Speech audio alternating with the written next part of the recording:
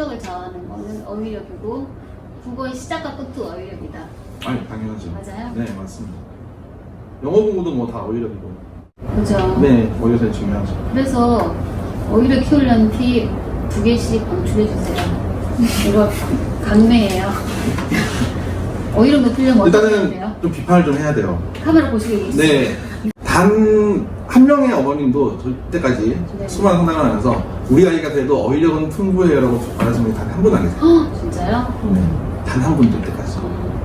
이게 제 정말 개인적인 사견이고 근거도 없지만 사교육을 많이 시키는 분의 아이일수록 그 빈도가 더 높아져요. 우리 아이가 어휘력이 딸려요. 딴 거에 비해서. 그럼 이게 왜 거기인지에 대해서 제가 오랫동안 생각을 했는데 영어 교육이 제일 큰 문제라고 생각을 해요. 이렇게 말하면 이제 너무 세게 나가서 어떻게 나갈지 모르겠으나 영어는 아까 말씀하신 대로 제2 외국어예요. 네. 제1 외국어는 태어날 때 들었던 한국어입니다. 한국어를 들어요. 그래서 한국어는 그냥 자연스럽게 습득이 되면서 단어를 생각해요. 근데 이제 얘가 뭐 다르겠지만 빠르면 뭐 6세, 5세부터 하죠. 딱 보면은 한자도 모르는 글자예요. 이 아이는 백제 시작합니다. 백지에서. 그때 뭐라고 하겠냐면 괜찮아 읽어봐. 모르면 넘어가면 돼. 라고 하면서 자연스럽게 습득이 되죠. 이게 한글에 맞물리면서 모르는 거에 대해서 되게 익숙해요. 모르는 거에 대해서 내가 이걸 왜 모르지? 이거 알아야 되는 거 아니야? 이 생각을 아무도 안 해요. 그 다음에 이제 보통 그림이 있죠. 그림을 보니까 스토리가 대충 납득이 돼요. 그러니까 내가 아는 것 같아요. 익숙해지면 인식을 못 하거든요. 영어 공부를 많이 하는 친구들일수록 자기가 읽는 것에 대해서 모르는 게 있을 때 그걸 알려는 생각을 아예 안 해요. 이게 어휘력이 되는 거예요. 처음에는 다 아는 단어죠. 근데 올라갈수록 전문 용어도 나오고 특히 어려운 부사어도 나오고 하는데 특히 부사어는 꾸며주는 말이기 때문에 내용을 이해하는데 아무런 지장이 없는 경우가 대부분이에요. 그러니까 그냥 읽혔는데? 근데 이거 무슨 뜻이야? 하면 몰라요. 그래서 아이들이 저한테 단어를 물어볼 때 딱 한 번 있습니다. 시험 칠 때. 그때서야 애들이 그걸 인식하는 거예요. 내가 이 단어를 모르는구나. 선생님 이거 무슨 뜻이에요? 시험 칠 때 그걸 왜 물어봐? 그럼 그렇게 얘기를 시험 볼 때 물어봐요? 시험 볼 때 물어봐요. 시험 볼 때서야 애들이 드디어 그걸 인식하기 시작한 거예요. 그걸 보면서 인식이 굉장히 중요하다? 그럼 인식이 왜 애들이 없지? 라고 볼 때 그 아이들이 이제 개별적으로 아니까 영어 공부를 어릴 때부터 그냥 쉽게 많이 시킨 친구일수록 많이 그렇다고 개인적으로 느껴졌었어요. 이거 미리 영어를 시키지 말아요. 아니요. 그러니까 중요한 건 영어 당연히 해야죠. 근데 들어가는 얘기가 확인의 중요성을 첫 번째 말씀드리고 싶어요. 영어든 국어든 상관없어요. 단어도 부모님들이 많이 물어볼 수도 있어요. 어릴 때부터 물어보는 게 중요한 것 같아요. 무슨 뜻이지? 그리고 두 번째는 한꺼번에 대방 다 방출하시길. 판단이 많아요. 아니 강약이 있습니다. 네. 두 번째는 이게 또 부모님들이 제일 큰 문제인데 애들이 물어보면 처음에 말해 주시죠. 근데 많이 물어보면 귀찮아요. 그렇죠. 네. 그래서 어떻게 합니까? 휴대폰 줘요. 그래도 요즘 좀 그냥 낫죠. 괜찮아요. 요즘 좀 낫죠. 옛날에는 사전 던져줬어요. 네. 대한민국에 한 몇십 명 아이들이 있지만 이 중에 사전 찾는 애들가 10%도 안 돼요. 한번 집에 가서 해보세요. 아이들한테 기억, 니은, 디귿 해보라고 못해요. 이거 제가 하는 친구 한 100명 보면은 4명도 안 돼요. 기억, 니은, 디귿 다 할 수 있는 친구가. 기억 니은 아는데 왜 그럴까요? 몰라요 애들. 또 한글 안 배웠어? 배웠대요. 근데 배운 지 너무 오래됐대요. 어휘가 늘리고 싶다. 근데 우리 애가 어휘를 못한다? 어떡하지? 같이 부모가 하자. 따박따박 다 대답을 해줘야 돼요. 그걸 어릴 때부터 할 수 있는 거고. 그 다음에 좀 큰 다음에 이제 요즘은 아까 말씀드린 대로 핸드폰을 주면서 찾아보라고 하는 훈련. 중요한 건 본인이 이걸 내가 모른다는 걸 인식하고 내가 알아야겠다고 생각하는 거예요. 이것만 할 수 있으면 사실은 어휘력은 채워져요. 조금 더 환경을 만들어 주십사 이야기를 하는 거거든요. 그래서 애가 책을 읽을 때 뭐 옆에 스마트폰이 됐든 아니면 컴퓨터가 됐든 네이버 어휘 사전을 펴놓고 뭐 꼭 네이버가 아니어도 상관없습니다만 네이버에서 나오셨어요? 그냥 네이버를 많이 써서 네. 아니면 이제 국립 어문화 앞에 들어가서 단어 사전 찾는 것들처럼 이제 친구가 구태여 일부러 찾아보지 않게, 즉 다시 말해서 환경을 자연스럽게 그냥 책을 볼 때 이거 모르겠어 하면 그냥 이렇게 해볼 수 있게 좀 환경을 만들어 주셔야 돼요. 이게 습관이 돼야 되거든요. 선생님이 말씀하시는 게 관심이고 그 관심인데 처음에 시작은 당연히 우리가 답변해줘야 돼요. 근데 이게 어떤 사물을 지칭하는 건 아주 처음에 언어를 배울 때 단순한 단어들을 우리가 설명을 해줄 수가 있는데요. 이제 형이상학적인 단어들이 들어가기 시작하면서 우리도 이제 애매합니다. 왜냐하면 우리도 관념적으로 알고 있고 사전적인 정의를 가지고 알고 있는 게 아니기 때문에. 그렇죠. 아빠 관념이 뭐야? 네. 그렇게 되다 보니까 그때 되면 이제 뭐가 필요하냐 하면은 사전이 필요해져요. 그래서 모르면 찾아봐가 되면 안 되는 게 아니라 모르면 찾아보는 게 당연하게 만들어놔야 돼요. 사전을 사줄까요? 사전보다는 스마트폰 못 찾아요, 애들이. 못 찾는다도 있고요. 그 다음에 저는 귀찮아서? 시간상의 문제도 훨씬 더 편안함이 있는데 굳이 이렇게 할 필요는 없지 않을까. 자랑 같지만 또는 애들한테 시간 얘기하면은 넌 쳐라. 난 찾을게. 제가 먼저 찾아요. 사전. 이런 경우는 이제 나중에 이 나이가 되면 가능한 거고요. 네. 많이 줄었어요, 실력이. 네. 꼭 저는 이런 말을 해요. 꼭 처음부터 단어를 찾지 말고 책을 읽으면서 문맥상으로 자기가 유추를 해서 그렇게 책을 읽어서 유출하면 좋죠. 유출을 안 하니까요. 예, 이제 그게 처음에 되게 이야기. 좋은 얘기예요. 유출하면 좋아요. 유출을 안 한다니까요. 그게 베스트죠, 사실은. 네. 그게 베스트인데, 네. 그게 독해력을 키워가는 첫 단계이기도 하고요. 네. 근데 선생님께서 말씀하신 것처럼 아이들이 호기심이 사라진다는 거죠. 어릴 땐 너무 사교육을 많이 하면서 특히나 사교육이 방향성에 있어서 공부를 많이 하고 이 친구가 똑똑하니까 여러 가지를 시키고 하는 것은 되게 좋은 일이에요. 좋은 일인데 그게 어느 순간인가 애한테 즐거움이 아니라 짐이 되고 그것을 즐거움을 못 찾게 되고 어휘력에서도 모르는 단어가 나오는데 유추를 해야 되는데 유추하기보다는 그냥 넘어가고 사전을 한번 찾아봐야 되는데 그게 귀찮고 시간이 없으니까 안 하게 되는 아이가 되면 안 된다는 거죠. 자꾸 저를 보고 하시니까 아니면 옆에 계셔서 또 궁금한 게요. 네. 어떤 학원을 보내잖아요. 어느 정도는 부담이 돼야지 공부가. 그럼요. 그럼요. 당연하죠. 네, 네, 당연하죠. 당연하죠. 부담이 되는 건 맞는데 네. 그 부담이 해결하면서 하나씩 넘어갈 때 즐거워요.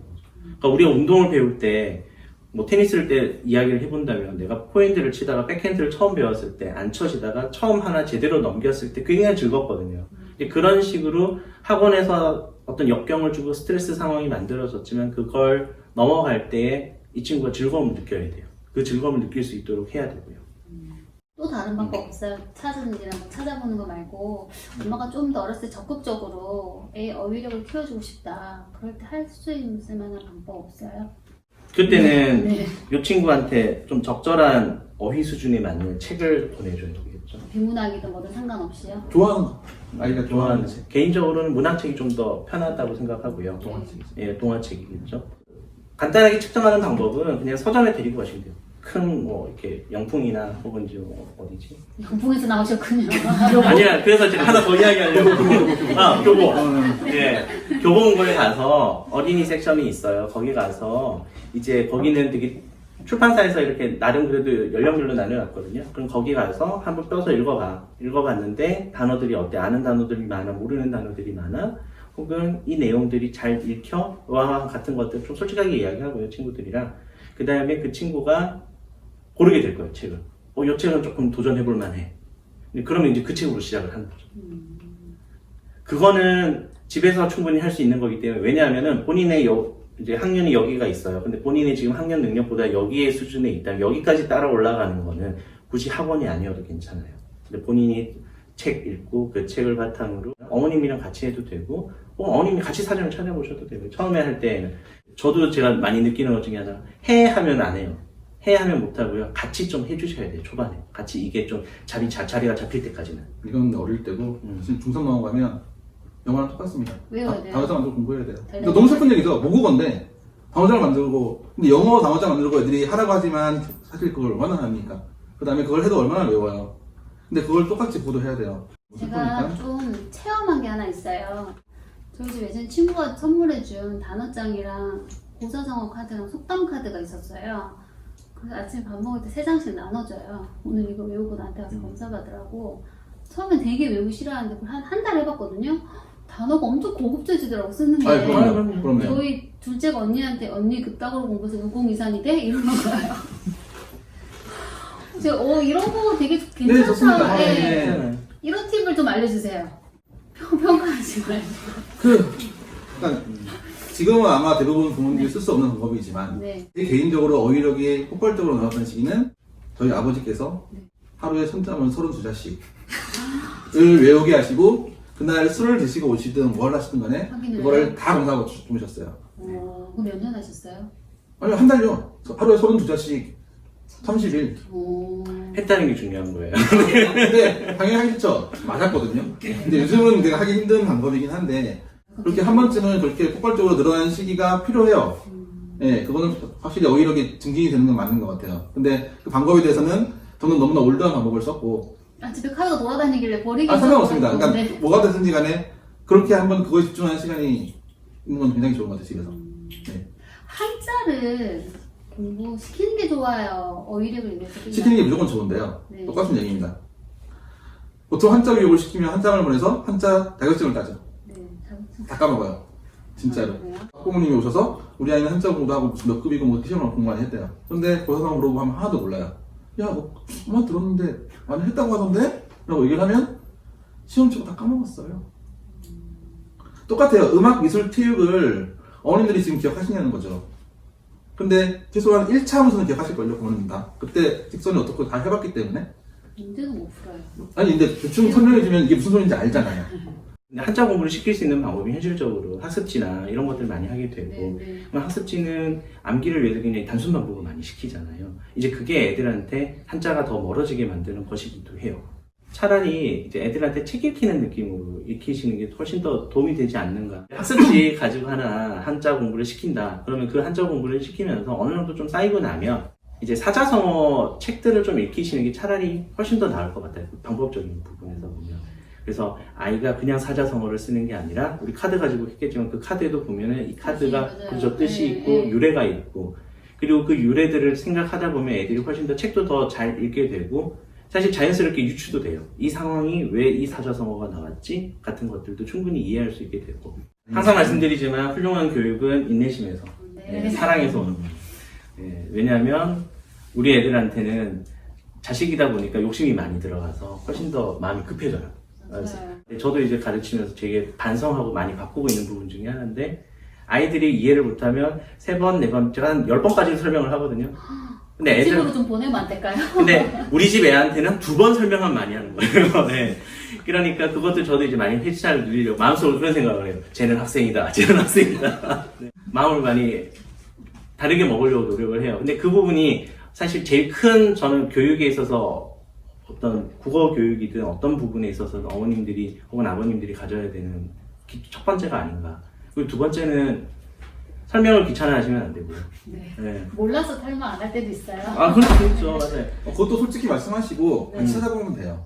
엄마 잘 모르겠네. 같이 찾아볼까? 그래서 찾아보고. 그렇죠. 부모가 모르는 걸 우리 애가 물어봤고 그걸 같이 찾아서 알게 되면 아이한테는 그게 성취감이에요. 근데 저는 안 가르쳐준 이유가 있어요. 네. 애가 너무 즉각적으로 자기는 노력을 안 하고 꼭 엄마한테 물어서 바로 맞아요, 답을 맞아요. 얻으려고 하는 게 너무 네. 네가 찾아봐 이렇게 얘기하거든요. 그게 이제 연령대별로 보여줘야 되는 관심이 달라지는 거죠. 이제. 처음에는 그렇게 해줘야죠. 그럼요, 당연히. 네. 네. 근데 우리 애가 이제 좀 머리가 굵어졌어요. 이제 내가 뭔가 다음에 자꾸 5학년? 아니 그냥 잔소리를 좀 했는데 뭔가 반항하기 시작하면 굵어진 거예요. 네. 그때부터는 친구한테 뭘 찾아봐야 되는지에 대한 방법에 대한 고민들을 같이 하는 게 필요해요. 뭐 사전이 됐든 아니면 이제 네이버가 됐든. 뭐 네이버가 됐든 다음이 됐든 네. 신문에 대해서 환상을 많이 가지고 계신 어머님들 많거든요. 신문 사설 읽어야 된다. 저 남편 온대해가지고 퇴근하는 게 신문에 이따만큼 들고 와서 큰딸한테 읽어. 네. 이제 이러면 이제 우리 애는 점점 신문이랑 멀어지는 거고. 싫어해요. 네, 싫어하죠. 왜냐하면 아이들이 그 신문을 보고 그걸 이해하면은 좀 이상한 거예요. 그 얘가 좀 이상한 거예요, 오히려. 근데 왜 우리는 사고방식에 그게 되게 좋다고 생각하고 강요를 좋은 건 맞는데 네. 그게 좋은 게 되기 위해서는 배경 지식으로 설명을 해줘야 돼요. 뭐 예를 들어서 2020년에 그 뭐였지? 국어 문제 중에서 가장 정답률이 낮았던 그 BIS 같은 경우에 애들한테 사설 주면서 그 BIS가 뭔지 한번 읽었었잖아 이렇게 이야기할 수가 없는 게 뭐냐? 애들은 그걸 몰라요. 알 수가 없어요. 아주 즉각적인 효과를 받고 싶으시면 네, 사실 받고 싶어요. 시중에 가서 오히려 책 하나 사와서 달달달 아 울어요? 이거 시험이죠. 네. 그리고 한 번 친 다음에 가끔씩 기습적으로 앞에 걸 봐요. 물어봐요. 왜 모르냐? 왜 못 까먹었냐? 때려요? 이미 이상해졌는데 제가 오늘 배운 거는 인내하고 네. 일단 2년은 기다려줘라. 1년 만에 끊었거든요. 다시 보내야 되겠네.